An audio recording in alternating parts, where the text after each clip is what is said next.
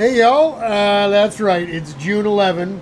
That's Big Daddy up on the stand in the Yamaha dog. Rich took these pictures while I was in there. There's a couple different pictures, just trying to give me an idea once I get out of it how I fit, where the where everything's at. Shoulders. He marked the chassis, put some lines on some tape for me up against the motor in front of the gear. That piece of foam standing on end was perfect for, that's the old Ranchero.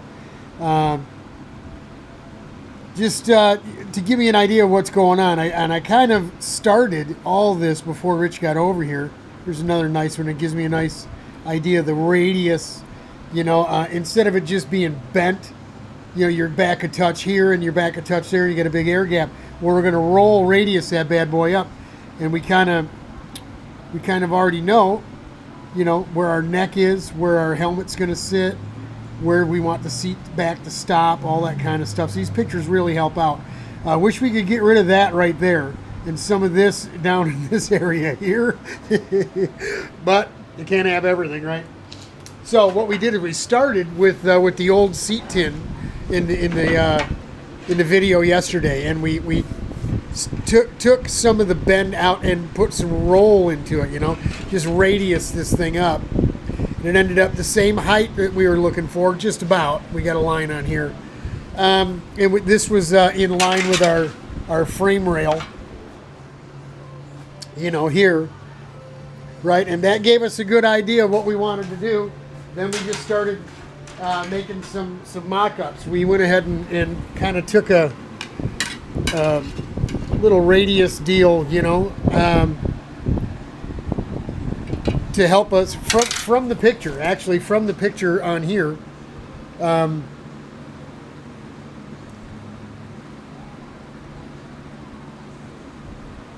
this one, and just kind of, I know you can't scale it and everything, but hey, I've been doing this a long time, so I kind of have a feel for it, kind of like a body man. You got to have a feel with your hands, and it's like I told Johnny, if you can see it up here before you ever start making it, you're already ahead of the game.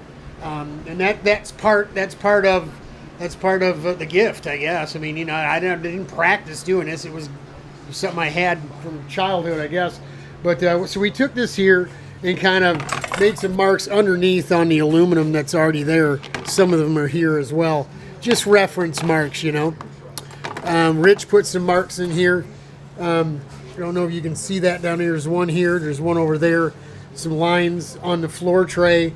This is actually laying on its side. We had it standing straight up and down, like so. Actually, it was this way because you can see the black line on there. It was sitting like this. And now you can see those marks there. You see them? So kind of line this up. Drop that back down, and you kind of get an idea right there. We knew we had to kind of stop here. The reason I did this here is it just kind of fits in there a little better.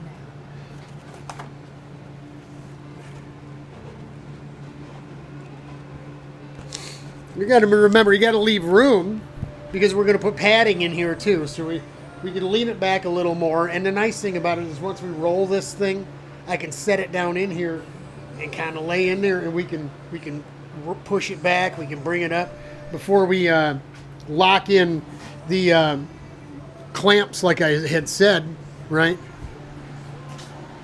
We'll go from clamp to clamp across the chassis, right, like so, right, from side of the chassis to side of the chassis, and then we'll get those little pieces. We can, and Rich was here, we actually talked about this, we can actually make this out of tubing and just weld a big fat heavy washer, or just cut some, do a hole saw some heavier metal and plug weld it into the bottom with a through hole, and that'll be our sleeve, just big enough to get some kind of tubing to come up out of here, and we'll come up and down, right? Put some tabs or something on it, some Zeus's, and that's going to just support the back of this here and our platform for our headrest. That's really all you need. This aluminum is going to be really good and strong. We'll have some, this will be one piece what we'll do is we'll put a brake in it, and we'll go ahead and cut the brake, and then we'll bend the sides, right? We'll bolt that down, and we'll probably put a gusset or something on here, and we'll probably have Rich weld it on. That way it's all, you know, one piece. Maybe we'll just do the gussets with a brake and weld the gussets on and bolt the brake and the gussets on here, and this would just be one piece of aluminum. Don't know yet. The height of it could change. We really went this high because we know our arm from the pictures is up into the fins of the motor here. This is another issue that we're not sure we're going to stay with this.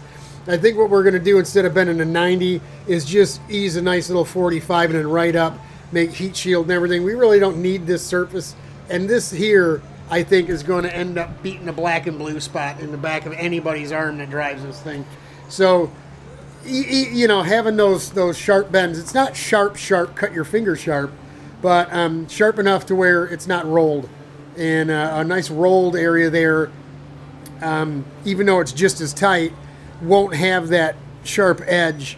And you know, Grattan places go-kart, you know, tracks are rough in a go-kart, and anything bouncing and sitting around in there is going to get beat up. So that's here's our, you know, we mock it up in cardboard first, and then we'll take these and lay them out on the aluminum and cut the aluminum out and start rolling this stuff up and fitting it in. Like I said, we're going to go ahead and probably replace this piece here before we move into cutting any aluminum. But that's it. We're going to put a full piece here that gives us a base to mount our shoulder bolster on, and it fills the seat in. Now, does it hurt laying on here? No, man. Actually, I couldn't even feel it. But what we'll do is we'll probably put a layer of foam here and 2 layers of foam in here just to build it all up so it's all the same height. We're going to use that old Amazon foam, and we'll get this thing hooked up. But from the measurements Rich gave me, that very outside here, the very outside right here, the widest part of my shoulder was about 5.5 inches from the outside of this tube here. He measured over. So that's what that line is there. That's about 5.5 inches. And, you know, just high enough. We can always cut it down. I mean, this is just mocking up, man, you know. We can change shape and all that stuff, but it doesn't need to be completely filled in. It doesn't need to be round like a fiberglass seat. If you've seen the, sorry about the camera there. If you've seen these seats in these Yamaha karts, really they're just pads. Pad. Some of them is big around as just your hand, just this big on each hip, like this. Not like this, like this, right? That's it. That's at the holding these. So I'm really going overkill, but getting in here, this was just a little too wide, which is how we set it up so we could get some foam in there. But it was super comfy, and laying flat down on the floor tray of the go-kart had me doing this here. I told Richard I can't even, there's no chance I could drive this thing. I mean, you literally got to jack your shoulders and your head up so you can see where you're going. One, because I'm thick, I'm wide, I'm fat.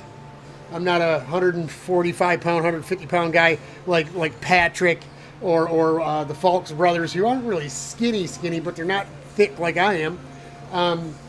That's, you know, to lay flat down and get underneath the 12-inch rule, the height of the bodywork, have all your body under the bodywork, you just have to be a skinny guy. Fat guys will never be able to fit underneath bodywork, no matter what you do. Unless you make the bodywork higher. And the rules won't let you do that, which doesn't make any sense at all to me. But, you know, we don't follow rules. So, you know, maybe we'll do something like that anyway. Just make our side panels and make the whole bodywork and everything just taller and higher. Instead of looking, you know, making it legal and then looking like we're riding on top of the cart instead of down in the cart, you know, just, not just looks, it's uncomfortable. So the pictures that Larry Rumsey took, Larry, appreciate that, up at Grattan, he gave them to Wayne, emailed them to me, And I won't even post them because, like I said, I look like I'm sitting on top of the bodywork instead of down inside the go-kart. And it looks uncomfortable, and it actually feels a little uncomfortable. So you have to jack your head and shoulders up a certain amount just to be able to see. Just to be able to see forward instead of looking up into the sky like I was. So that's why that looks pretty abrupt. But actually, you saw the radius in the pictures from the side. I'm sure that's going to be fine. So that's it. That's what we got going. We mock the stuff up. We'll go ahead and probably make up something new over there, and you know, replace it. See how it fits in there and all that kind of stuff, and then we'll just start laying the stuff out and cutting it out. We use a great big giant 6 or 7 inch cut-off wheel, I think, to cut this stuff is what I've got. Not those. I think it's on here. Here we go. The old Blue Fire, and it's thin. It's a thin wheel. I think it says on here it's 0.45. Right? So it's not real thick, and I know you're saying, oh, you use a death wheel to cut aluminum? Yeah, you do. Yeah, unless, I mean, you got a 3-foot throat bandsaw, you know, you can't just spin this stuff around through a bandsaw and cut it. And jigsaw gars the living daylights out of the aluminum, hopping, bouncing around, breaking saw blades and stuff, so I don't even bother with it no more. I just use the big death wheel and hog it off. So there you go. Here she is in cardboard.